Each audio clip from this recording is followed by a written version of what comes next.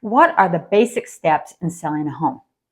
Now, there are several basic steps that most transactions will go through from beginning to end, but just about every single real estate transaction is different. So there will be a lot of other things that may be in there as well, but these are just the basics. So stay tuned.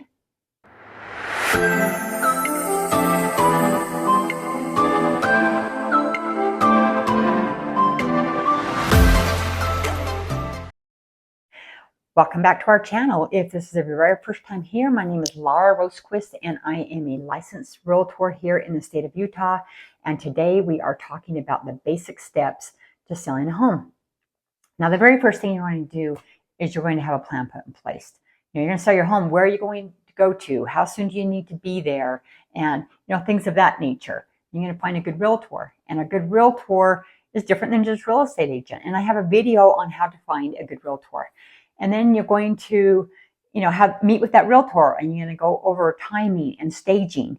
The realtor is going to be taking a tour of your property and showing you, how to prepare your property, how to stage it. There's going to be a plan put into place if your home's vacant. Maybe we're going to do some virtual staging. So all of that will be coordinated and planned. Pricing strategy is a huge deal. There are basically three things that come down in selling your home, and that is price, location, and condition. Well, you can't change the location, so you're going to make the condition the best you can, and a good realtor is going to help you with that. And then a good realtor is going to provide you with all of the information you need to know to make a good decision on where to price your home. And your realtor will assist with that and bring all of the information necessary for you to come to a great pricing strategy. And then what you're going to do is you need to go over the contracts that you'll be signing. Now, there will be some basic contracts like a Rep C, real estate purchase contract, but there are also like over 40 different addendums. And a lot of those may not be used, but some of them will be. I've had transactions where the file is really thick because of, a lot of different addendums that were used, a lot of different things were changed in the transaction, a very complex transaction, just not your straight up transaction. But there are some things that you need to know in the basic real estate purchase contract, such as when can you get out of the contract? What needs to take place in order for you to get out of the contract? What condition do you have to leave the property when you leave? When do you have to leave the property? So there's some things that you need to understand. You're going to discuss with your realtor, what happens if we have multiple offers? There's three options that you have as a seller when there's multiple offers. So all of this needs to be discussed up front. And then you're going to talk about, pictures, lockbox, signage, marketing strategy. All of these things will be talked about. Now, I just want to touch upon lockbox.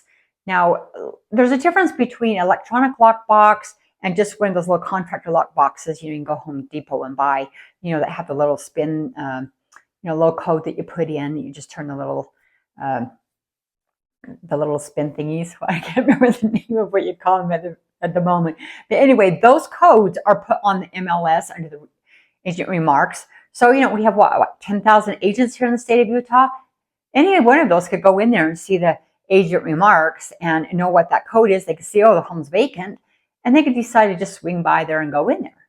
So I don't want anybody going into any of my listings. If I were a seller, I won't want anybody going into my home, regardless if it's vacant, and looking at it. Who knows, maybe camping out and spending the night. So anyway, have an electronic lockbox on your property is the safest way to go. For example, your realtor can also block out certain times. In my opinion, that your home should be accessed at 10 o'clock at night. So, unless it's an unusual situation, it's been prearranged. But, I don't want people going into my listings in my sellers' homes in the middle of the night or outside of a certain, time range. And I want to know who's accessing the home, when they're accessing the home. Is it during their scheduled appointment time? Is it the right person accessing the home? And I also want all the contact information. And when you have a lockbox put on your property, where that's the only way you can get the key and access the property, that is the safest way to protect you. And also a good realtor is going to want that for you as well. So you're going to talk about signage. Maybe you don't want everyone knowing you're selling your home. It's a confidential kind of thing. So maybe we won't have a sign to put in the yard. We're going to talk about photos and pictures and what kind of pictures we're going to have. Are we going to have aerials? You know, a lot of it's what kind of property is it? If it's an isolated wooded property, you want to be able to, for sure, have aerials done. You know, it depends on what features of the property you really want to pinpoint. You know, for example, if you have a townhome, you want a 3D. You know, you want to be able to go in and have people shop when they shop online and be able to turn that property around and see all 3 levels and get a clear, crystal clear picture of what they're going to go look at. And also you're going to talk about security cameras. If you have security already on the property, you know, you need to know how to disable that, disarm that. So when someone comes in the home, you know, all of a sudden the police aren't called. And also we need to disclose if there's any video surveillance on the property, but by law, you have to disclose that. So all of that will be addressed. Also, you talk about when are you going to show the property? Are there certain time frames you're not going to show the property? How much notice do you need in order to show the property? You know, you've got 5 kids and the kitchen's a huge mess, and all of a sudden someone says, "We're going to be there in 30 minutes." Okay, well, is that acceptable? And if it is, what's the strategy in getting all the kids in the car and grabbing everything and throwing it into a big bin and getting in the back of the van and kind of driving down the street? I mean, is that something you want to do? And if it is, then there's a strategy your realtor can help you with to work that out. And also, now it's time for the open house. So we're going to talk about open house strategy. How often? What's going to take place during the open house? You know, it depends on the kind of property. If I have a really nice luxury high-end property, I may have a band come. It may be a big evening event. You know, I may have a full spread of food brought in. It just depends on, you know, it doesn't make sense to do that for a $500,000 home on the market when you have a lot more people in that price range who's going to be looking at that property.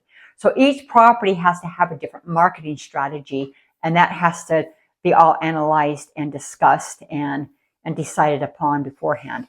So now let's just talk about when we get the offers in. So we're going to cast that net as wide as we can, try to collect as many fish and offers as we can.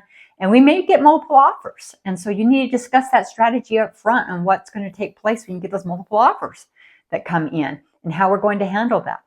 And then we're going to negotiate all sorts of the terms of the REPC, real estate purchase contract.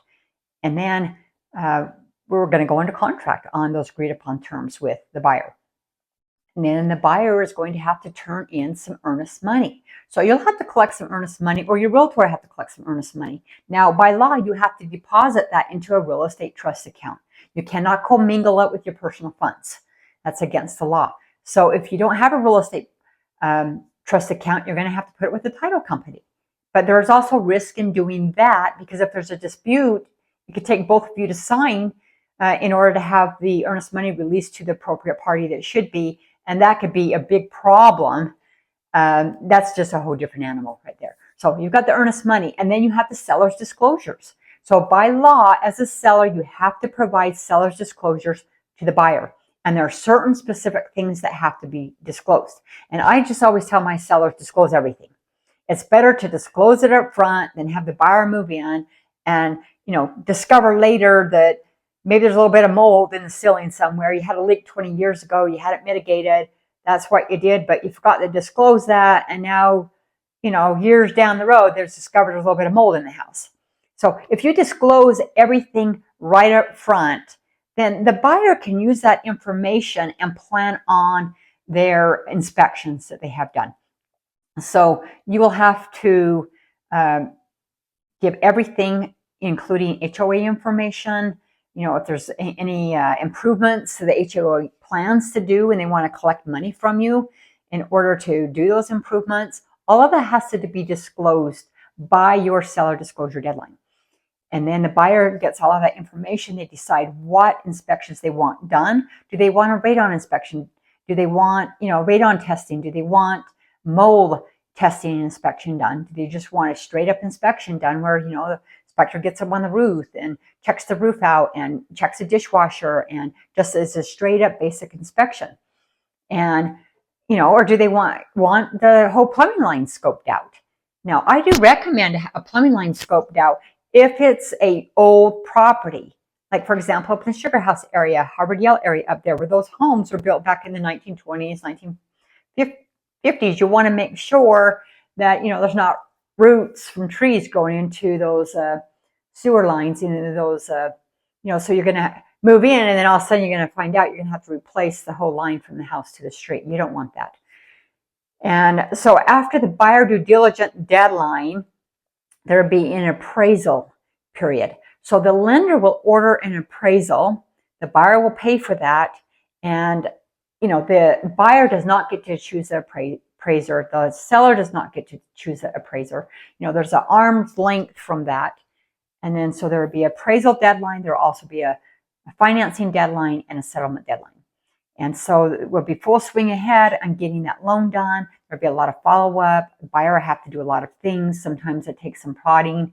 It just kind of depends on how good the agent is on the other side.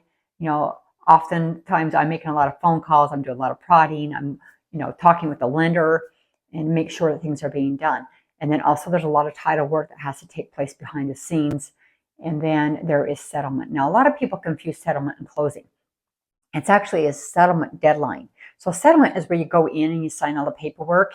And then closing is behind the scenes when, there's all these little things that take place. Like, for example, the lender will call the employer of the buyer to make sure the buyer still has a job, pull credit again, make sure they didn't, their debt ratio hasn't changed, make sure that their credit hasn't changed. I mean, maybe the buyer went out and signed up for an RC Willie card or some other revolving credit card and bought a bunch of furniture. Now the picture has changed. Maybe they went and bought a new car.